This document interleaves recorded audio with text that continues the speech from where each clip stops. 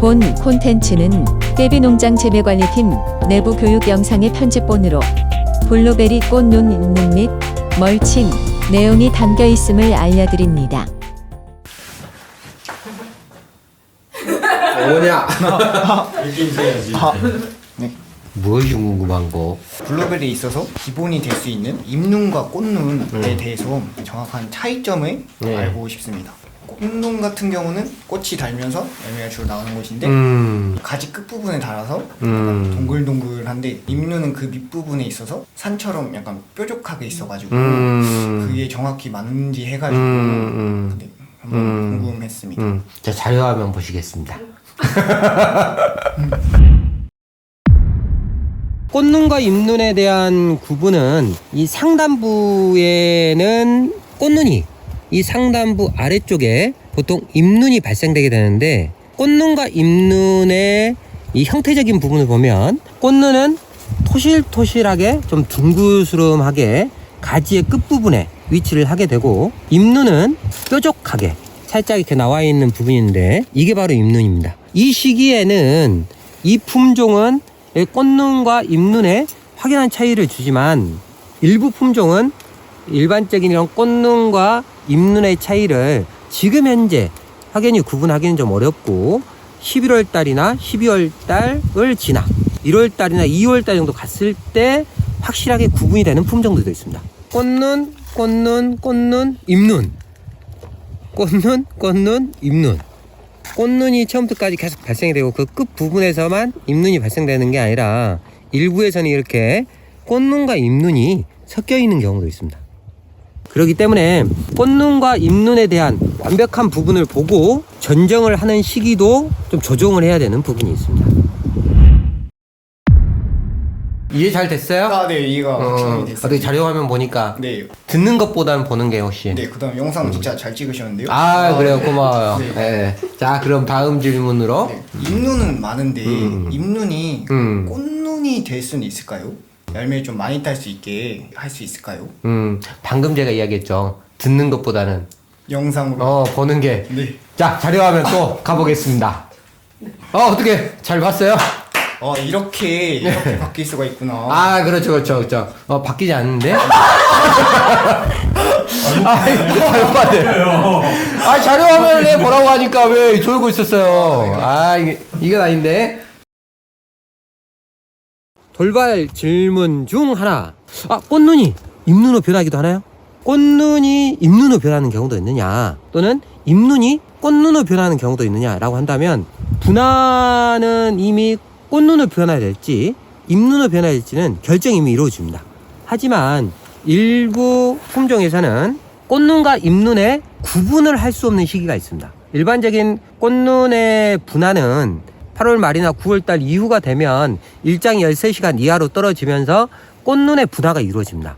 하지만 꽃눈의 분화가 이루어졌다고 해서 이렇게 토실토실하게 꽃눈이 보이는 게 아니라 잎눈처럼 아주 작게 초기에는 생성이 됩니다. 그러면서 이것들이 11월 달, 12월 달, 1월 달 가면서 점점 꽃눈이 커지거든요. 이 형태적인 부분을 봐서 잎눈이었네 라고 하는데, 그게 1월 달, 2월 달 되면서 원래 꽃눈이었던 것이 커지면서 잎눈이 꽃눈으로 변했다고 오해하시는 분들이 있습니다.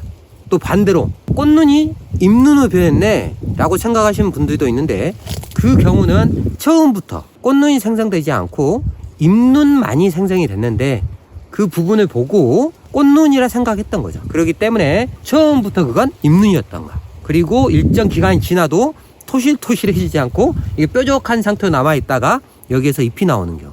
그 마지막 한 경우가 있습니다. 꽃눈이었지만 정상적으로 꽃대가 모두 올라오는 경우가 있습니다. 그건 충분한 저온 요구량을 채우지 못했을 때, 또는 휴먼을 정상적으로 벗어나지 못했을 때 일부의 꽃눈에서 화서가 커지는데 그 화서 부분에 꽃이 생성이 안 되는 경우도 있습니다. 그랬을 때는 이렇게 짧게 가지처럼 꽃눈이었지만 이렇게 올라오고, 그게 화서라고 할 수 있는 부분인데 그게 올라오고 잎눈처럼 보이는 경우도 있습니다. 이런 몇 가지의 부분을 가지고 꽃눈이 잎눈으로 변했다, 잎눈이 꽃눈으로 변했다 라고 하는데, 분화는 정해지는 거고 정해진 거에 따라서 진행이 됩니다. 분화 시기에는 이게 꽃눈으로 분화될지 잎눈으로 분화될지는 그 조건과 환경에 따라 달라질 수 있지만 이미 꽃눈이 된 상태 또는 잎눈이 된 상태에서 서로의 어떤 변화는 존재하지 않는다 보시면 됩니다.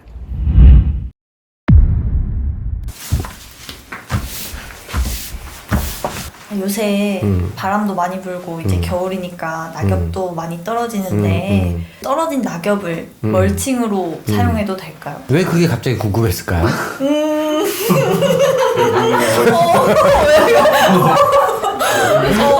아까우니까. 네, 아깝니까? 아깝다는 생각에 그거 치우는데 힘들어가지고 이거 어떻게 그냥 안 치우고 쓸 수 있지 않을까 이런 대본에 나와 있어서 많은 분들이 네. 궁금해하십니다. 멀칭제가 네. 단위가 크다 보니까 멀칭이 좋다는 건 아는데 공짜로 쓸 수 있는 이 낙엽과 가지로 쓰면 되지 않겠냐. 저도 블루밍 농사 시작했을 때 어떻게 했냐면 낙엽이 엄청나게 떨어졌죠. 버리기 아까우니까 그걸 다시 화분위 위에 올려서 하면 좋지 않을까. 처음에 했을 때 멀칭제 지금처럼 코코아이버 이런 것들이 없었거든요. 없다 보니까 어떻게 했냐면 바크를 쓰기도 했고 또는 솔잎을 긁어서 위에 덮기도 했고 이것저것 했는데 그런 것도 이제 빨리 썩거나 아니면 이렇게 부서지거나 이런 다양한 문제들로 지속적인 노동력이 들어가는 문제가 있었죠. 그러다 보니까 멀칭제를 어떻게 쉽게 구할 수 있을까? 또는 다른 걸로 어떻게 쓸 수 있을까? 이런 고민들을 했었는데 그때 가을이 지나고 겨울이 되니 멀칭제가 막 이렇게 널려 있는 거죠. 엄청 널려 있어서 그걸 이제 덮어줄까라고 생각을 하고 또 한 가지는 가지를 또 자른 전정식이 꼭 가지까지 있는 멀칭을 사용하면 괜찮겠다 생각을 하고 어떻게 했냐면 바로 덮어준 게 아니라 찾아봤죠. 대부분의 교과서적인 부분, 과수 관련된 부분에서의 어떤 그런 곳들은 득보다 실이 크다. 이건 아주 쉽게 찾을 수 있었어요.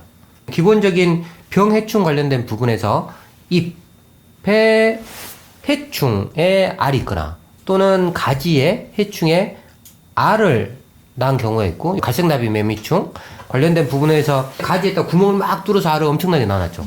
이런 것들을 많이 다 잘라가지고 멀칭을 해놓으면 다음 봄이 되면 여기서 그대로 얘네들이 다 깨어나서 피해를 심화시키는 부분이 있었고 병에도 마찬가지예요. 잎 같은 경우에 병해라든지 병반이 있고 이런 문제들이 있어서 잎에서도 잿빛곰팡이부터 시작해가지고 탄저병이라든지 다양한 병해가 있는 잎들이 떨어진 걸 그대로 다시 위에다 멀칭을 하면 다음에 그 병해가 그대로 또 그 나무에 영향을 미쳐서 전문 영농을 하는 자료들에서는 가지라든지 잎 이런 것들로 절대 하지 말라라고 되어 있는데 인터넷 보면 순환농법 자기 몸에서 나온 것들이 가장 좋다. 자기 몸에서 나온 가지, 자기 몸에서 나온 잎 멀칭을 하게 되면 이게 퇴비가 되고 이게 순환이 돼서 양분이나 이런 것들을 다시 또 이렇게 할 수 있는 이렇게 하는데 양분이라든지 이런 부분은 비료 한 줌보다 못하죠. 아니 한 꼬집보다 못할 것 같아요. 득보단 실이 되는 부분은 엄청 큰 거죠. 병해충 관련된 부분은 그대로 100보다 적용이 되니까 처음부터 멀칭을 하는 부분으로 낙엽이라든지 가지를 파쇄해서 덮어본 적이 없어요. 근데 아직도 커뮤니티나 이런 데서는 그 순환농법, 유기농, 자연농법 관련된 부분에서 열심히 덮고 있는데 그분들 같은 건 더더욱 하지 말아야 되는.